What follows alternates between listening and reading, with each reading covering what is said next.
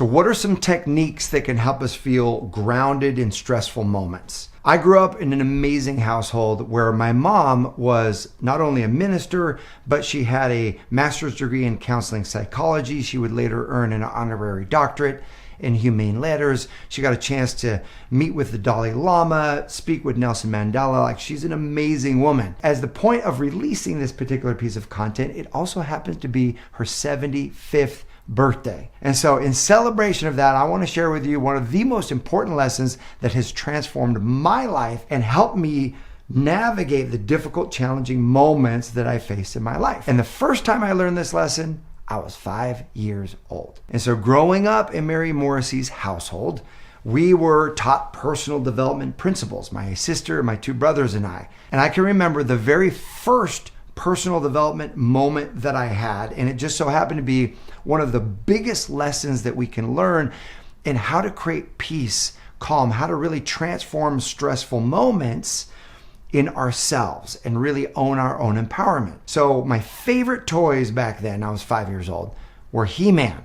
Remember the He-Man, that muscular dude with the blonde hair? He'd raise his sword and say,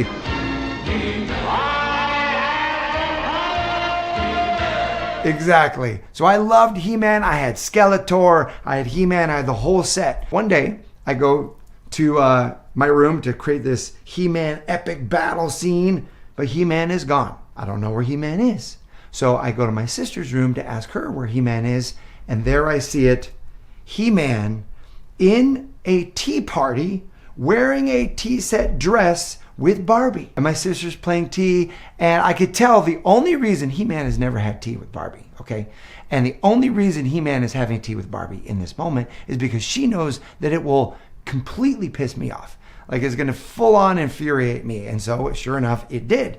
Now, my sister is 2.5 years older. So she's almost 8 years old. I'm 5 years old. And so I try to go get He-Man back, and I'm like, you can't do that. That's my toy. And I run up to grab it, but she's so big and strong compared to me that she just puts her hand on my head and just holds me back. And so I'm trying to grab, and I can't get the toy. So finally, in utter frustration, I run to the kitchen where my mom was, and I, with a little beet red face and blonde hair, I say, Mom, Jenny's making me so mad. And I'm just like steaming, like little veins are popping out of my neck. And she bends down, and I'll never forget. She goes, little Matthew, nobody has the power to make you feel anything. She can do whatever she's doing. You get to choose how you're going to feel. You can choose how you're going to respond.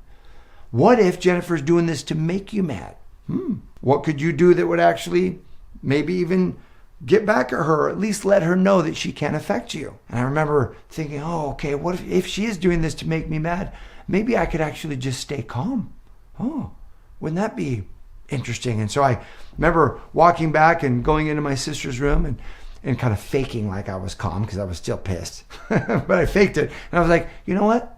You can play with He-Man. That's okay. I'm going to go play with my other toys. And I went back in my room, and even though I had faked it, just me choosing to act calm actually began to calm my nervous system. I got in my room. I started playing with other toys.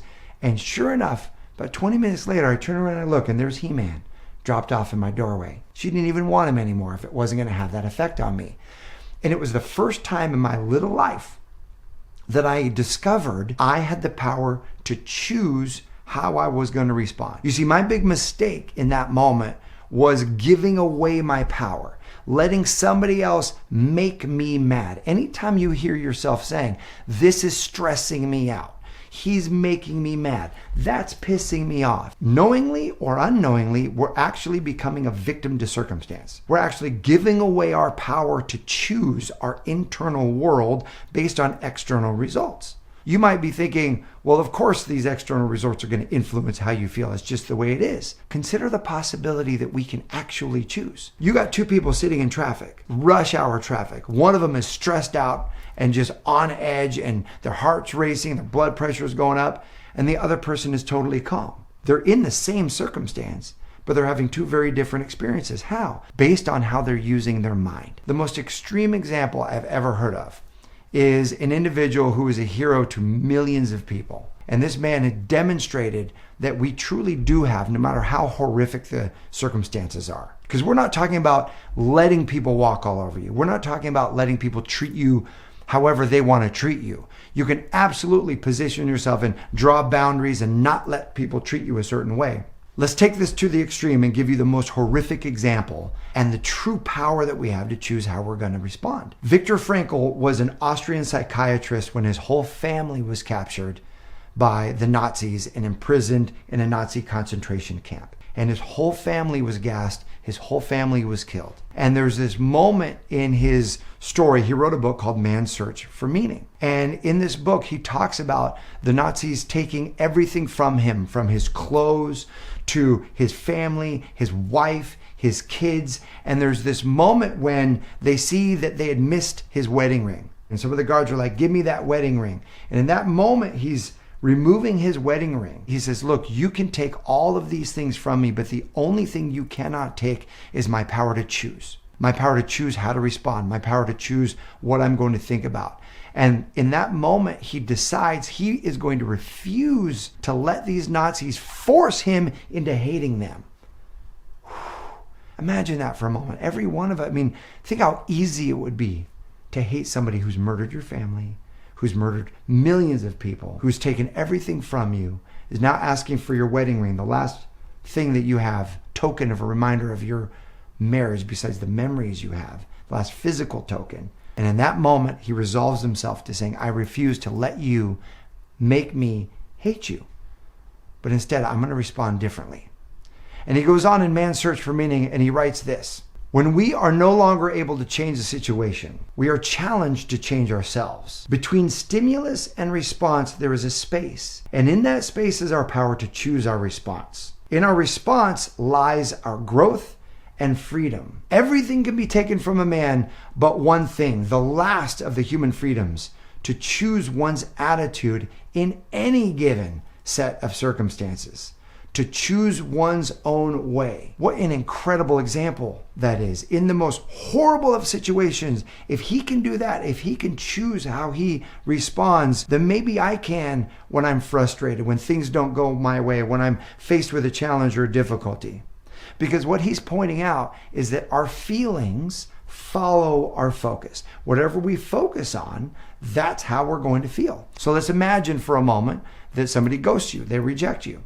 What are you going to focus on in that moment? What are the thoughts that you're going to think? If the thought is, well, it's never going to happen for me, I'm not good looking enough, I'm not interesting enough, maybe love isn't meant for me, how are you going to feel? The feelings that follow that focus are discouragement, depression, right? Feeling sad, feeling hopeless. On the other hand, someone rejects you, they ghost you, they don't call you back, and the thought is, ooh, this rejection is God's protection. What if I'm one step closer to meeting my man? But these thoughts are going to fill you with a different feeling, right? The feelings that follow that focus are one of hopefulness, one of possibility, one that leaves you feeling way more empowered. So what if there was one response that no matter what you were facing, the challenge, the difficulty, the problem, whatever that circumstance was, one universal response that would leave you feeling empowered, that you could choose regardless of the circumstance.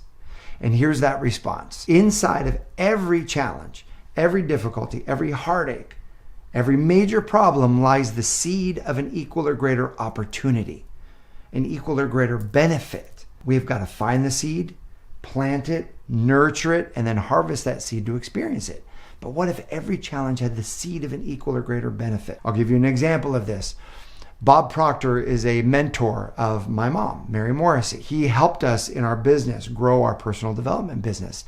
And along the way, when The Secret came out, all about the law of attraction, Bob was one of the main teachers in that movie, and his business exploded. So much so that they, in 2007, rented out a cruise ship and filled it with 2,000 people from around the world. And he was looking for speakers to come speak on that cruise ship. So he invited my mom, Mary Morrissey. He invited me because my first book had just come out. So we're on this cruise speaking, and it was awesome.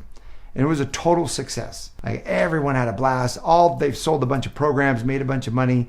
So the very last day on the cruise, I'm in my stateroom and I hear over the loudspeaker, Bob come on. Ladies and gentlemen, this is Bob Proctor, and we've had such a great time on this cruise. We I've made the decision to do it again. We're going to do it again next year. So if you want your life to grow and expand and become everything you were meant to be, book your tickets now for next year's cruise. I mean, it was great. And everybody cheered. I could hear the cheers. Yay, everybody was super excited. Well, I don't know if you remember, but 2008, something happened. The housing market collapsed and we went into the Great Recession. Well, Bob had already booked. He had a contract for this cruise. Millions of dollars were on the line. And he stayed true to his word, tried to fill this cruise, but it was, by the time the cruise disembarked, it was half full. Now, we brought many of the same speakers back. I was brought back to speak again on that cruise. Mary was brought back to speak on that cruise. And while it was a great cruise for everybody that was there, we knew like this was not the same vibe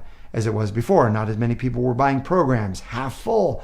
At the end of the day, when that cruise was done, Bob Proctor, at 73 years old, he's 73 at this point in his career, he lost $2 million. All the work to market it, all the work to fill it, all the work to deliver it, and then lose $2 million. So think about in your own life, all the work to create something, all the work to create a relationship and maybe it dissolves away, all the work to build something, and then that doesn't work out. You may have lost a business. You may have had a major challenge. How do you hold your mind in that circumstance? My mom shared a story with me that forever has impacted my life, my heart, my mind. And she said she called Bob after that. And she said, "Oh, Bob, I heard what happened. I just want you to know you did such great teaching. It was such an amazing experience. I'm so sorry to hear that you lost $2 million. And he interrupts her and he goes, "Mary, don't you dare do that. Do not do that to me. Do not hold me in pity as if this is a bad thing." You see, because Bob has conditioned his mind that he's going to respond to every challenge as if it holds within it an equal or greater benefit. And he said, "Mary, you and I both know the laws of the universe. There cannot be a challenge without an equal or greater benefit. And so I'm calling it in. And I invite you to hold that energy with me. This $2 million is not lost. This $2 million is deposited in the bank of the universe. And it is going to come back to me bearing interest." And Mary said, "Bob, I love that. That's why you're Bob Proctor, and I'm going to join you on that side of the thinking. I'm going to hold that energy for you." Within 18 months, Bob Proctor not only recouped the entire $2 million, but multiplied those millions of dollars. He passed away when he was 87 years old. That 14-year period, from 73 to 87, was the most profitable, difference-making, impact-making portion of his life, of his entire 50-year career. Now, that doesn't happen to you. That doesn't happen to the person who says, "I'm a victim of circumstance." That doesn't happen to the person who assumes the position of saying other people can make me feel and this is what's wrong out there. That happens with and through the person who's going to decide to respond in a way that says, "Look, I have dominion over my internal world. I'm going to choose what I think, therefore influence how I feel and respond in a way that's empowering." And so that is my invitation to you, is that whatever challenge, difficulty, trouble you're facing right now, to hold in your mind the response of, what if this was actually in service of your greater good? What if there was some beautiful benefit seeking to blossom in your life because of this? And seek that out, respond that in that way, because your whole energy shifts when you do. So my question for you is, what are the thoughts that you think when there's a stressful or challenging situation that empower you and help you move forward? Go ahead and post those in the comment section below. Oh, and one more thing.